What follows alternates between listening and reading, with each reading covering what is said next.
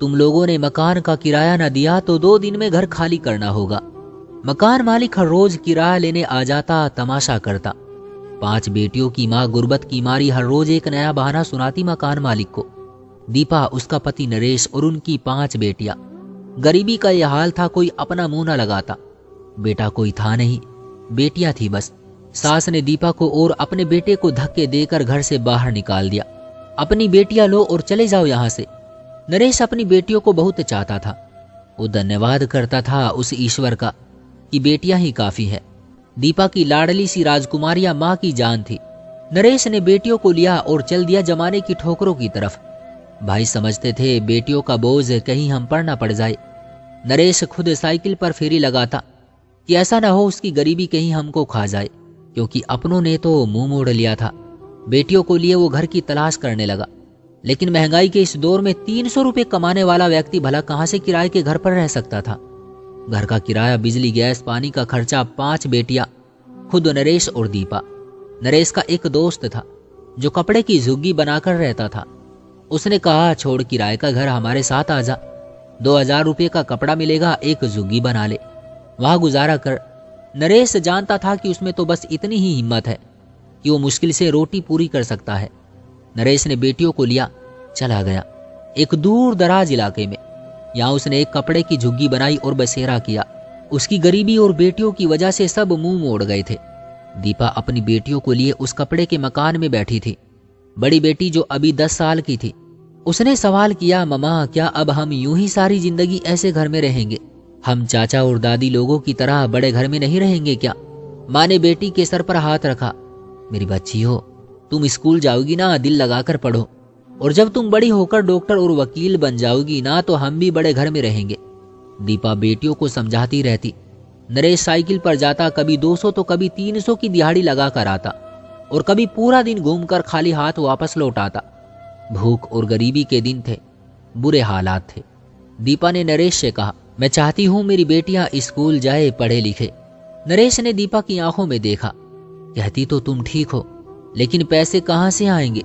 दीपा ने आसमान की तरफ देखा और फिर नरेश से कहा, ईश्वर ने अगर बेटियां दी हैं तो उसने उनका भोजन का और पढ़ने लिखने का भी इंतजाम किया होगा। तुम हिम्मत से काम लो बस। नरेश राजी हो गया। बड़ी तीनों बेटियों को पास के एक गवर्नमेंट स्कूल में दाखिल करवाया। यूनिफॉर्म लेकर दिया, किताबें बैग ला कर दिए। बेटियों को पढ़ने का शौक बहुत था। पैदल चलकर जाया करती थी। 4 किलोमीटर तक पैदल चलना पड़ता था। थक जाती थी। ऐसे हालात कहाँ थे कोई रिक्शा या गाड़ी लगवा लेते। बड़ी बेटी साक्षी ये बहुत समझदार थी। माँ संस्कारी और समझदार थी, इसलिए वो अपनी बेटियों को शर्म हया की सीमा रेखा भी बताती थी। बेटियां भी पढ़ाई में तेज थी। कोई ट्यूशन नहीं, कोई एक्स्ट्रा क्लासेज नहीं थी। दिल लगाकर पढ़ने लगी। वक्त गुजरता गया। नरेश ने साइकिल से एक रेडी बना ली। घर में एक भैंस रख ली। दीपा भैंस को चारा डालती, उसका दूध निकालती, दूध बेचती। जिंदगी ऐसे मुकाम पर थी जहां शायद कोई जानवर भी रहना गवारा ना करे। बारिश हो रही थी, तूफानी बारिश थी। वो कपड़े की झुग्गी कब तक बारिश बर्दाश्त करती? झुग्गी के अंदर पानी चला आया, ऊपर से पानी टपकने लगा। सब कुछ भीग गया। बेटियां बड़े बड़े घरों को देख रही थी। दिल में हजारों सवाल आए थे। क्यों हे ईश्वर हमें ऐसी जिंदगी दी? 2 दिन तक बारिश होती रही, खाना बनाने को भी जगह नहीं थी। नरेश फेरी लगाने भी ना जा सका। 2 दिन तक वो भूखे रहे। भैंस का दूध निकालते और उसे पीकर ही गुजारा करते। लोग बड़ी बड़ी गाड़ियों पर उनके कपड़े के झोपड़े के पास से गुजरते। कौन जानता था उस झोपड़े में रहने वाले लोग किस हाल में है। कुछ लोग बाजारों की तरफ चल दिए थे, समोसे पकोड़े खाने। कुछ बर्गर पिज्जा की तरफ चल दिए। लोग बारिश एंजॉय कर रहे थे, लेकिन दीपा और नरेश, उनकी बेटियां भूख से बिलख रही थी। आसमान की तरफ देखते हुए बोले, हे प्रभु रहम कर हम पर, हम बेसहारा लोगों का बरम रख ले, हम पर हमारी ताकत से ज्यादा बोझ न डाल। बारिश थम गई, सब कुछ भीग चुका था। तीसरे दिन सूरज की थोड़ी सी किरणें चमकी थी। दीपक ने भीगते हुए कपड़े, बाकी चीजें धूप में निकाल कर रख दी थी। भूख से बुरा हाल था। दीपा ने 2 दिन बाद खाना खाया। सबने जो भी रूखा सूखा था खाकर ईश्वर को धन्यवाद किया। पास गंदगी का ढेर था जिस जगह पर उनकी झुग्गी लगी हुई थी। लोग किसी गरीब को कपड़े की झुग्गी भी कहाँ लगाने देते हैं। दीपा हालात से लड़ रही थी। वो बहादुरी से जमाने की ठोकरें खा रही थी। वो अपने पति नरेश की हिम्मत थी। वो जानती थी अगर कमजोर पड़ गई तो नरेश हार जाएगा। वो फटे सट्टे कपड़े पहने हुए नरेश के कांधे से कांधा मिलाकर चलती रही। लोग उनको भिखारी कहा करते थे। हर आने जाने वाला उनको भिखारी कहता। गांव में भिखारी से पहचाने जाते थे। बेटियां बहुत खूबसूरत थी, लेकिन इतनी गुर्बत के बावजूद भी उनकी स्कूल में पढ़ाई जारी रही। जब बड़ी बेटी 10वीं में थी तो नरेश ने सोचा क्यों ना बड़ी बेटी का स्कूल छुड़वाकर शादी कर दूं। लेकिन दीपा ने नरेश से वादा लिया, जब तक बेटियां कुछ बन ना जाए उनकी शादी की बात नहीं करेंगे। नरेश भी तो यही चाहता था, बेटियां कल को बेटी पैदा करने पर घर से निकाली ना जाए। अगर निकाली भी जाए तो वो हमारी तरह जानवरों जैसी जिंदगी न गुजारे। साक्षी मैट्रिक में थी, उससे छोटी आरती 9वीं और छोटी 7वीं में, उससे छोटी 5वीं में, सबसे छोटी 3री क्लास में। सब बेटियां पढ़ रही थी। नरेश जैसे भी करके अपनी बेटियों को पढ़ा रहा था।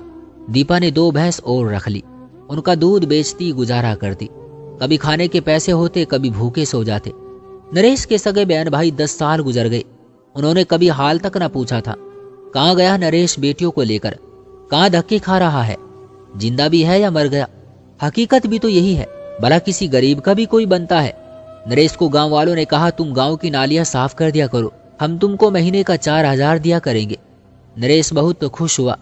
उसने कहा, ठीक है, मैं पूरे गांव की नालियां साफ किया करूंगा, आप मुझे 4000 रुपये दे दिया करना। बेटियों की मोहब्बत में हाथ में झाड़ू और फावड़ा ले लिया। वो गंदगी से भरी नालियां साफ करता, फेरी पर भी जाता, चंद पैसे आने लगे। वो थक कर टूट जाता था, लेकिन फिर उसकी हिम्मत उसे ना टूटने देती। गांव वालों ने उनको एक घर दिया, यहाँ वो मुफ्त में रह सकते थे। नरेश कपड़े के घर से निकला और उस पक्के घर में चला गया। बेटियां जवान हो रही थी, जमाने की गंदी निगाहें भी थी। अब नरेश जैसे पूरे गांव का नौकर था। किसी का कोई काम होता, नरेश को बुलवा लेते। वो काम कर करके खाक हो गया, मिट्टी में मिल गया। बस चाहता था बेटियां कुछ बन जाएं। जहां आज के जमाने में लड़कियां इश्क मोहब्बत में गिरफ्तार रहती थी, जहां लड़कियां टिकटॉक पर नाच रही थी, जहां घर से भागकर शादी कर रही थी, वहीं नरेश की 5 बेटियां अपने पिता की सच्ची बेटियां बनकर उभर रही थी। उनकी आंखों में शर्म थी, गरीब थी, लेकिन सब्र रखने वाली थी। सुबह सवेरा उठती, माँ के साथ नाश्ता तैयार करवाती, फिर स्कूल की तैयारी करती थी। बड़ी बेटी साक्षी अब कॉलेज में जाती थी। गांव से दूसरी लड़कियां भी जाया करती थी। छोटी बेटी भी 10वीं में थी, वो भी अगले साल कॉलेज जाने का सोच रही थी। नरेश बहुत खुश था। उसकी बेटियां उसका गुरूर है। रात को बैठी पढ़ाई कर रही थी। सबसे छोटी बहन दिया बड़ी बहन के पास आकर बैठ गई। दीदी, टीचर कह रही थी साइंस में एडमिशन लेना है, आपको टीचर बुला रही थी। बड़ी बहन ने कहा, ठीक है, मैं कल कॉलेज से छुट्टी करके तुम्हारे स्कूल आऊंगी। साक्षी स्कूल गई। टीचर बहुत खुश थी, बता रही थी, आपकी बहन पढ़ाई में बहुत अच्छी है, हम चाहते हैं ये बायोलॉजी में एडमिशन ले, लेकिन इसको ट्यूशन पढ़ाना होगी। अगर आप घर पर पढ़ाए तो ठीक, नहीं तो स्कूल में किसी टीचर से पढ़ सकती है। साक्षी खुद घर में ट्यूशन पढ़ाती। मोहल्ले के काफी बच्चे भी ट्यूशन पढ़ने आ जाते, वहां से भी कुछ पैसे मिल जाते। साक्षी के बाबा के बाल भी अब सफेद हो चुके थे। वो बूढ़ा हो चुका था, लेकिन अभी यात्रा लंबी थी। माँ दीपा अब कमजोर हो चुकी थी। साक्षी ने बीएड किया। ईश्वर का करना ऐसा हुआ, साक्षी ने गवर्नमेंट टीचर के लिए अप्लाई किया। वो टीचर भर्ती हो गई। माँ बहुत खुश थी। गांव वाले तारीफ करने लगे। नरेश भिखारी की बेटी स्कूल में टीचर भर्ती हो गई।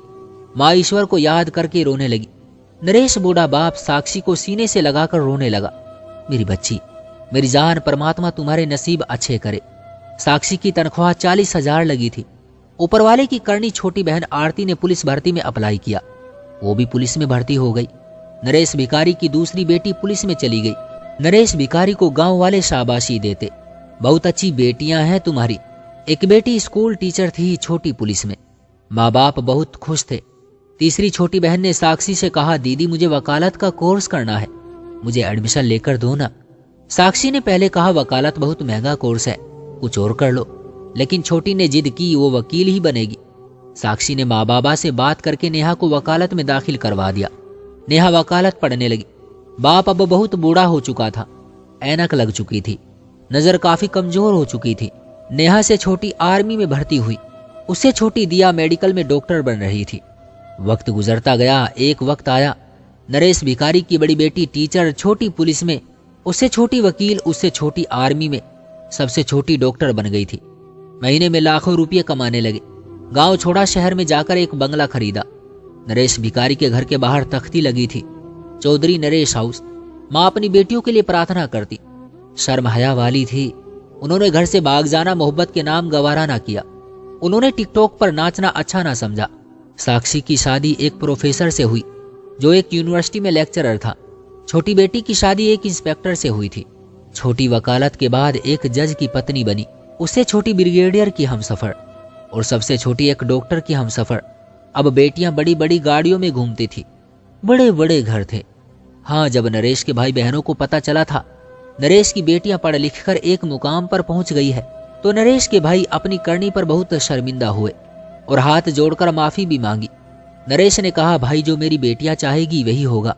बेटियों ने अपने चाचा ताऊ को माफ तो कर दिया लेकिन उनसे कहा कि यहां फिर कभी मत आना। भाई नरेश का इतना बड़ा घर देखकर नजरें झुकाए शर्म से अपना सा मुंह लिए चले गए। बूढ़ी दीपा और नरेश ने एक मिसाल कायम की थी। बेटियां बोझ नहीं होती, बेटियां बेटों से कम भी नहीं होती। बेटियां ही तो हैं जिन्होंने कपड़े की जुग्गी से तूफानी बारिश में भूख काटी, 4 किलोमीटर पैदल यात्रा करके स्कूल तक जाती। और फिर नरेश भिखारी से अपने बाबा का नाम रोशन किया।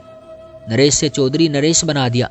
जो भाई बहन नरेश को ठोकर मारकर घर से धक्के दे देकर निकाल गए थे वो सर झुकाए बेटियों की मेहनत से कदमों पर आ गए। दीपा और नरेश तीर्थ यात्रा पर भी गए, ऊपर वाले का धन्यवाद कर रहे थे।